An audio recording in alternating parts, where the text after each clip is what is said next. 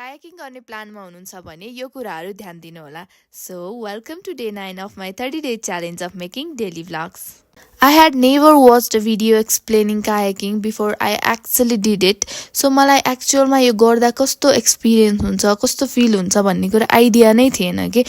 अब त्यहाँ जाँदा कतिको डर लाग्छ. I was kind of nervous पनि त्यति बेला.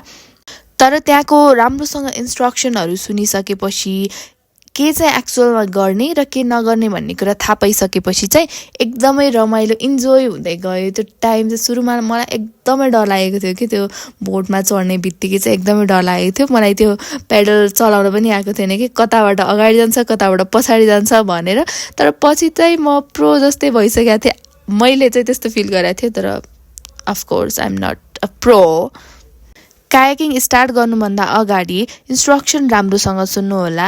तपाईँले एकपटक त्यो मोमेन्टम लिइसकेपछि ब्यालेन्सलाई कायम राख्नुहोला र जथाभावी स्टर्न गर्ने ट्राई चाहिँ नगर्नुहोला. स्टर्न गरेर देश बन्छ.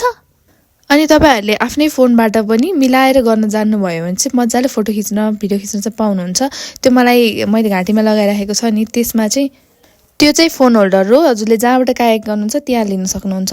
अल्सो तपाईँले चाहिँ एक्सटर्नल त्यो क्यामेराम्यानहरू हुन्छ नि उहाँहरूलाई चाहिँ पहिल्यै इन्फर्म गरेर पर पिस 10 रुपिसको फोटो पनि खिच्न सक्नुहुन्छ है त.